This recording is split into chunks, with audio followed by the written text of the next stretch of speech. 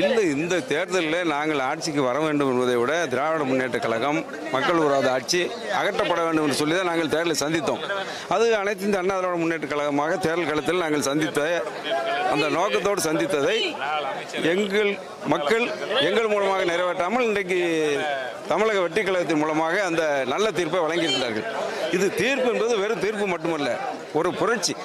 இந்திய துணைக்கண்டத்திலேயே மாபெரும் புரட்சியாக சாமானியர்கள், சாமானியப்பட்டவர்கள், மக்களால் அறியப்பட்டவர்கள் அந்த அளவில் ஒரு பணநாயகத்தை வீழ்த்தி ஜனநாயகத்தை காத்த ஒப்பற்ற ஒரு தலைவர் இன்றைக்கு இந்தியாவில் உண்டென்றால் இன்றைக்கு தமிழக முதல்வர் மாண்புமிகு விஜய் அவர்கள்தான். எனவே அந்த நாங்கள் எண்ணிய எண்ணத்தை ஈடேற்றிய கழகமாக தமிழக வெற்றி கழகம், நாங்கள் எண்ணிய எண்ணத்தை ஈடேற்றிய தலைவராக மாண்புமிகு முதலமைச்சர் விஜய் அவர்கள் அந்த பணியை ஆற்றிய காரணத்தினால் இனிமேல் மீண்டும் தமிழகத்திலே நல்லாட்சி தர முடியும் என்று சொன்னால் மாண்புமிகு முதலமைச்சர் விஜய் அவர்களால் தான் முடியும். அந்த வகையில் அவருடைய தலைமையில் மக்கள் பணியாற்ற வேண்டும் என்ற ஒரே நோக்கத்தோடு இணைந்திருக்கின்றோம். சட்டமன்ற உறுப்பினர்கள்லாம் வந்து அதிமுகலேருந்து தாவேக்காக மாறுது குதிரை பேரம் அப்படின்ற விமர்சனங்கள் இல்லை, அது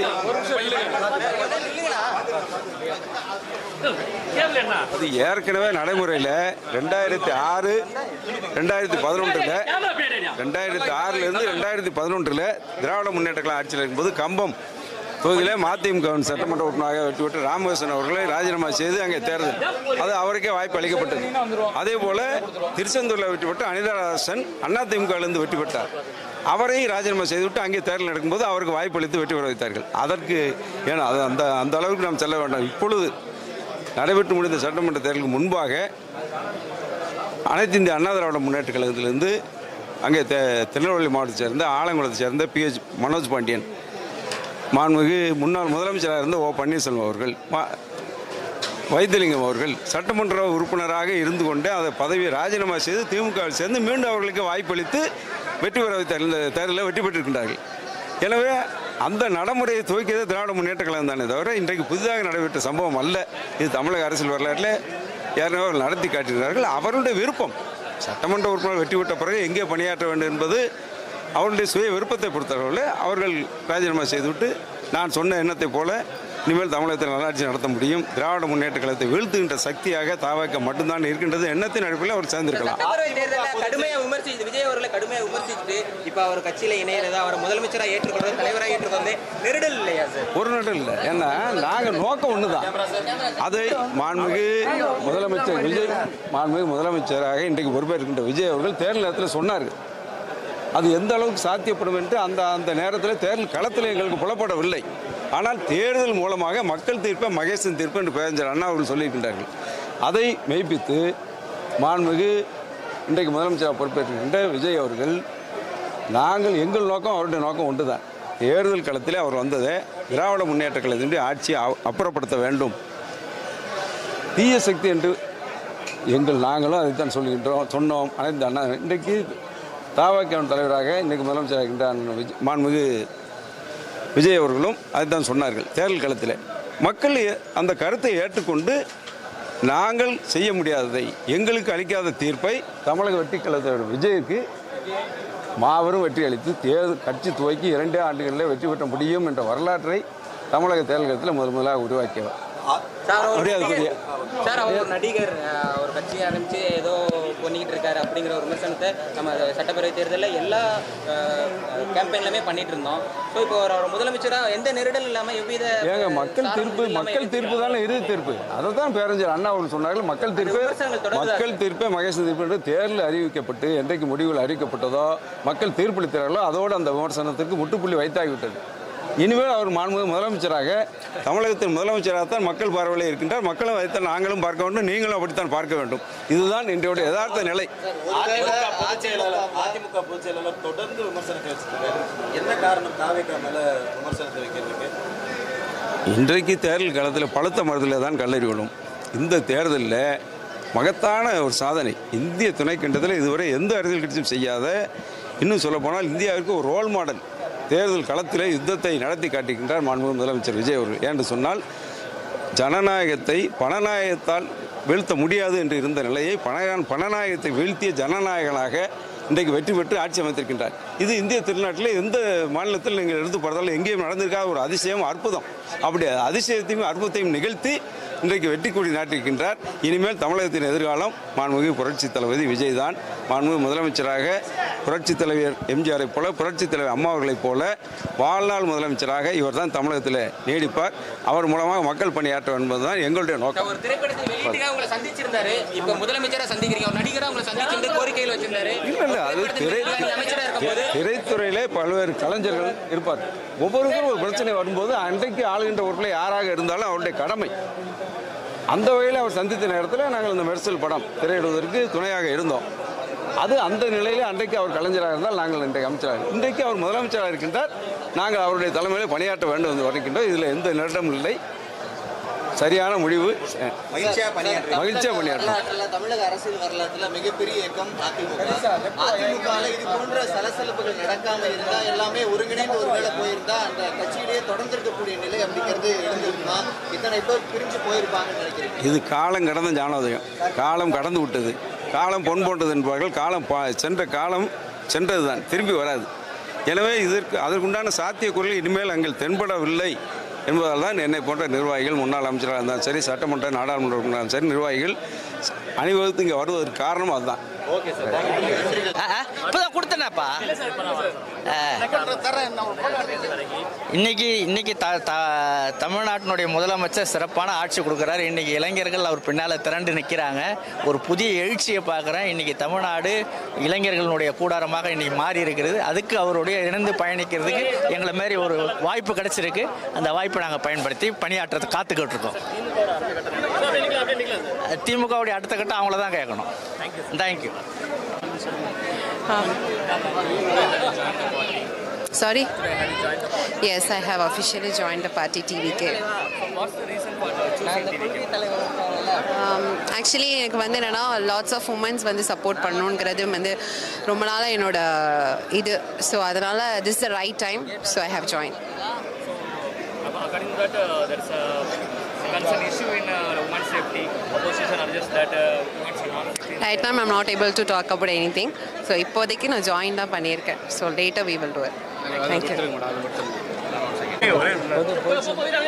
அதிகாரத்தினுடைய உச்சபட்சமாக இருக்கார் சார். ஒரு தாய்மை இல்லை. கற்பூரம் குறையெல்லாம் கட்சி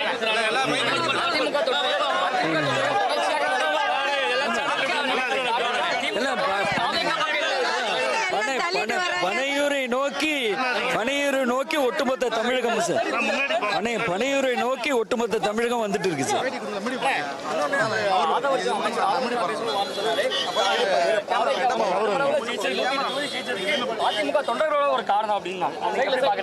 அது வந்து சார், அது மேபி அது வந்து அதுக்குள்ள போக விரும்பல சார். அதுக்குள்ள போக விரும்பல.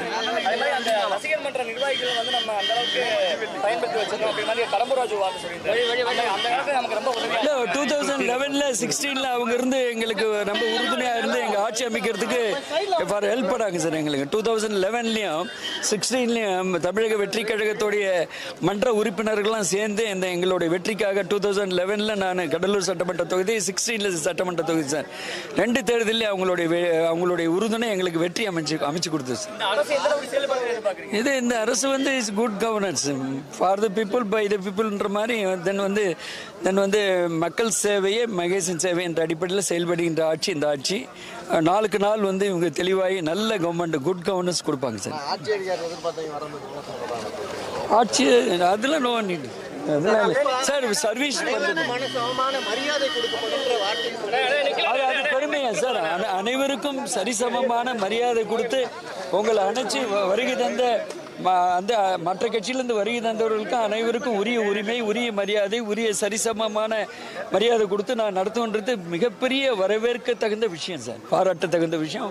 அதுக்கு வாழ்த்துக்கள், நன்றிகள். நம்ம நீங்க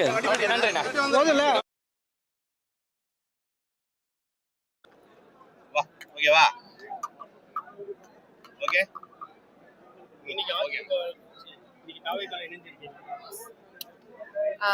ஆமாம், நான் வந்து ஆக்சுவலி வந்து மெம்பர்ஷிப் எடுத்திருக்கேன். ஸோ ரொம்ப ஹாப்பியாக இருக்குது.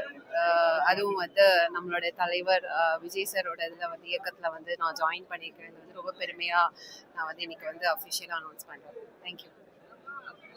ஒரு மாத காலத்துல அவங்களோட செயல்பாடுல எப்படி இருக்கு? நிறைய குற்ற சம்பவங்கள் சொல்றாங்க. நீங்க சாரி, நிறைய குற்ற சம்பவங்கள் நடக்குதுன்னு சொல்லி பொதுமக்கள் குற்றச்சாட்டு. நீங்க புதுசா இதுல இணைஞ்சிருக்கீங்க. நீங்க எல்லாம் எப்படி பாக்குறீங்க தமிழகத்துல ஆட்சி?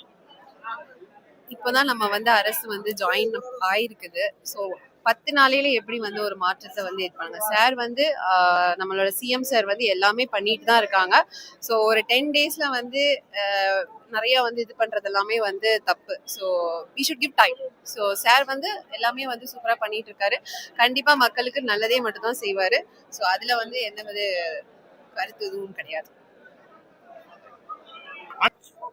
திருப்பூர் மாவட்ட கழக செயலாளராக இருந்து கால்நடைத்துறை அமைச்சராக, வீட்டு வசதித்துறை அமைச்சராக, கழக அமைப்பு செயலாளராக, தேர்தல் பிரிவு செயலாளர் பல்வேறு பொறுப்புகளை புரட்சித் தலைவி அம்மா அவர்கள் எங்களுக்கு கொடுத்தார்கள். அதே போல இன்றைக்கு பார்த்தீர்களானால் கடந்த 5 ஆண்டு காலம் சட்டமன்ற உறுப்பினராக எந்த பணியும் செய்ய முடியவில்லை. இன்றைக்கு பார்த்தீர்களானால் 5 ஆண்டு காலத்தில் அனைத்து இந்திய அண்ணா திராவிட முன்னேற்ற கழகம் எனக்கு 3வது இடத்துக்கு சென்றிருக்கிறது. இந்த நிலைமை என்ன என்பதை ஆராய வேண்டிய கட்டத்தில் அனைவரையும் எடுத்தேன் கவிழ்த்தேன் என்று இன்றைக்கு அனைவரையும் நீக்கிக் கொண்டிருக்கிறார்கள். ஆனால் தமிழக வெற்றிக் கழகத்தை பொறுத்தவரை ஆட்சி பொறுப்பேற்றதிலிருந்து அவர்கள் இன்றைக்கு தமிழக மக்களுக்காக பல்வேறு திட்டங்களை செயல்படுத்தி வருகின்றார்கள். குறிப்பாக அம்மா உணவகங்களை திறந்து இன்றைக்கு அம்மா அவர்களுடைய கனவு திட்டத்தை, இன்றைக்கு மூடப்பட்டிருந்த இந்த திட்டத்தை திறந்து வைத்து இன்றைக்கு ஏழை எளியோர் வாழ்விலே இன்றைக்கு பால்வர்த்திருக்கின்றார்கள்.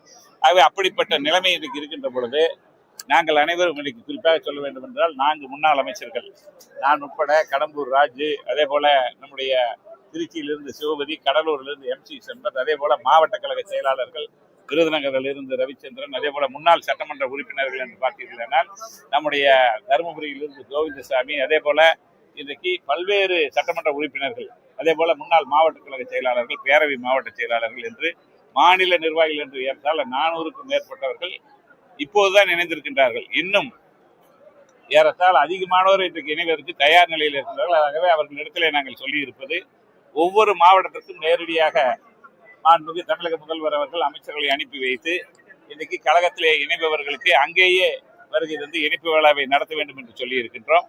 ஆகவே அது குறித்து மாண்புமிகு முதலமைச்சரோடு கலந்து பேசி நம்முடைய பொதுச் செயலாளர் அவர்கள் உரிய முறையிலே எங்களுக்கு அதை தெரிவிப்பதாக சொல்லியிருக்கின்றார்கள். ஆகவே இன்றைக்கு பார்த்தீர்களானால் தமிழக வெற்றி கழகத்தில் இணைந்தது என்பது எங்களுக்கு மீண்டும் பல்வேறு பணிகளை செய்ய வேண்டும் இந்த மக்களுக்கு. அதே போல அந்த இயக்கத்தில் ஏற்கனவே இருந்தவர்களோடு இணைந்து அவர்களையும் அரவணைத்து அந்த பணிகளை நாங்கள் செயல்படுத்த வேண்டும் என்று நாங்கள் ஏற்கனவே நாங்கள் எல்லாம் 2 முறை சட்டமன்ற உறுப்பினர்களாக, அமைச்சர்களாக, வாரிய தலைவர்களாக இருந்தவர்கள். ஆகவே நாங்கள் அனைவரும் ஒருமுகமாக சொல்லியிருக்கின்றோம். இங்கே வருகின்ற போதே பொதுச் செயலாளர் அவர்களும் நம்முடைய முதலமைச்சர் அவர்களும் சொல்லி அனுப்பிய விஷயம், பொதுச் செயலாளர் அவர்கள் இங்கே வருபவர்களுக்கு அனைவருக்கும் உரிய மரியாதை கிடைக்கும், உரிய பொறுப்புகள் உரிய நேரத்தில் வழங்கப்படும் என்று சொல்லியிருக்கிறார்கள். நம்மை பொறுத்தவரை வருகின்ற உள்ளாட்சி தேர்தலில் 234 சட்டமன்ற தொகுதிகளிலும் தமிழக வெற்றிக் கழகத்தை வெற்றி பெற வைக்க வேண்டும். அதற்கு இருக்கின்ற நிர்வாகிகளோடு இணைந்து பணியாற்றி அந்த பணிகளை மேற்கொள்ள இருக்கின்றோம் என்பதை தெரிவித்துள்ளேன்.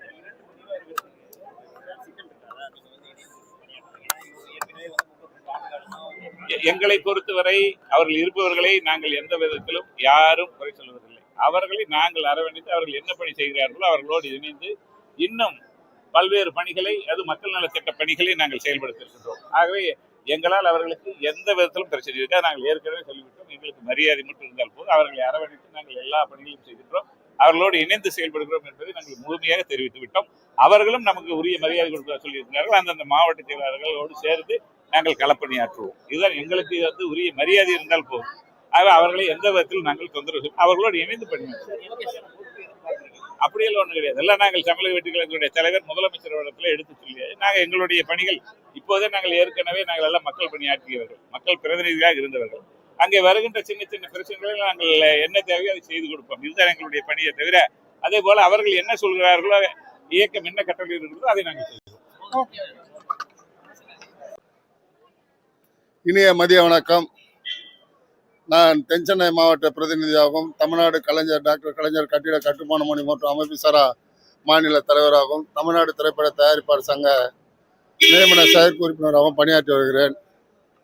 தென்சென்னை மாவட்ட பிரதிநிதியாக ஒரு 3 ஆண்டு காலம் பணியாற்றி கொண்டிருக்கிறேன். அதற்கு முன்பாக பகுதி கழகத்தினுடைய துணை அமைப்பாளராக செயலாற்றி கொண்டிருக்கிறேன்.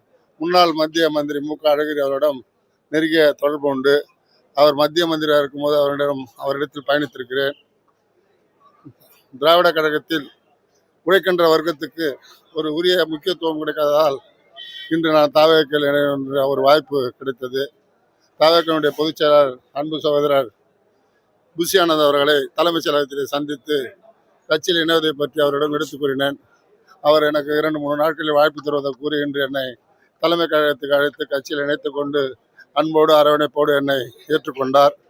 அதே போன்று இந்த சமுதாயத்தில் ஏற்றத்தாழ்வு இல்லாமல் அனைவரும் மந்திரி ஆகலாம், சட்டமன்ற உறுப்பினர் ஆகலாம், மேயர் ஆகலாம் என்ற சொல்லுக்கு இலக்கணமாக உருவெடுத்திருக்கும் தாவேகா கட்சியினுடைய தலைவர் அருமை சகோதரர் தமிழகத்துடைய முதல்வர் தம்பி விஜய் அவர்கள் 30 ஆண்டுகளுக்கு முன்பாடியே அவர் அரசியல் எப்படி இருக்க வேண்டும், எப்படி ஜொலிக்க வேண்டும் என்பதை அவர்களையும் அவருடைய தந்தையாரிடம் நான் உரையாற்றுகின்ற அனுபவம் எனக்கு இருக்கிறது.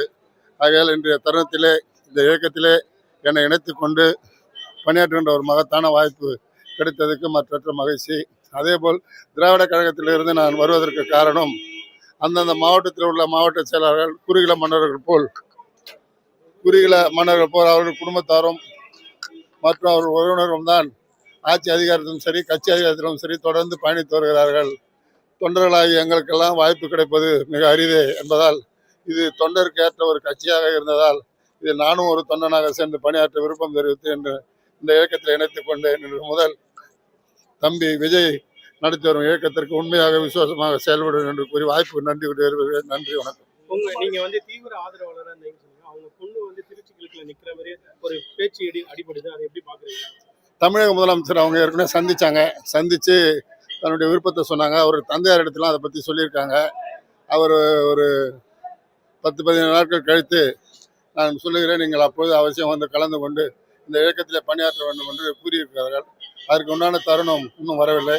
நிச்சயமாக அவர்கள் அழைக்கும் போது அழகிரி என்னுடைய மகள் நிச்சயமாக கைவிட அவர்கள் இந்த இயக்கத்தில் இணைந்து பணியாற்றுவார், அந்த நம்பிக்கை இருக்கிறது.